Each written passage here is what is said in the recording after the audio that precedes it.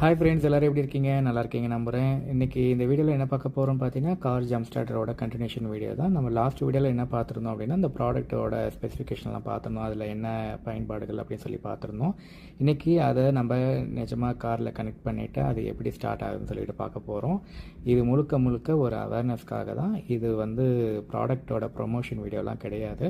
So யாரும் பயப்பட வேண்டாம். நீங்கள் வீடியோ கண்டினியூஷனாக பாருங்கள். ஸோ தட் உங்களுக்கு நான் தரக்கூடிய விஷயங்கள் கட்டாயம் யூஸ்ஃபுல்லாக இருக்கும். இது கட்டாயம் நம்ம கையில் இருந்துச்சு அப்படின்னா, நம்மளோட யாரோட உதவியும் இல்லாமல் நம்மளோட கார் ஒரு வேளை பேட்டரி டவுனாக இருக்கும் போது நம்மளே ஸ்டார்ட் பண்ண முடியும் அப்படின்னு சொல்லியிருக்காக தான். ஸோ வாங்க வீடியோக்குள்ளே போகலாம். ஓகே ஃப்ரெண்ட்ஸ், இங்கே பார்த்துட்டிங்களா, இதுதான் அந்த ஜம்ப் ஸ்டார்டரோட பவர் பேங்க். ஓகே, ஸோ இதில் 3 பின் இருக்கா. இதில் நம்ம 3 பின் இன்செர்ட் பண்ணிக்கலாம்.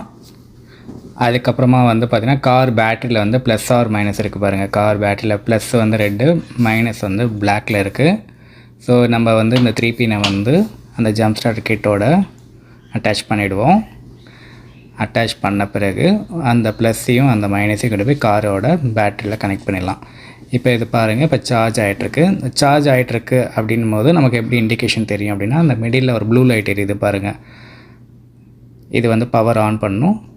அதுக்கப்புறம் ஆன் பண்ணி சார்ஜ் ஆகும்போது ஃபஸ்ட் லைட்டு, இப்போ சார்ஜ் ஆகிட்டு இருக்கும்போது பார்த்திங்கன்னா செகண்டு, அப்புறம் தேர்டை பார்த்திங்கன்னா சார்ஜ் ஆன பிறகு நமக்கு ஃபுல்லாக பார்த்திங்கன்னா ப்ளூ இண்டிகேஷன்ஸ் கிடைக்கும்.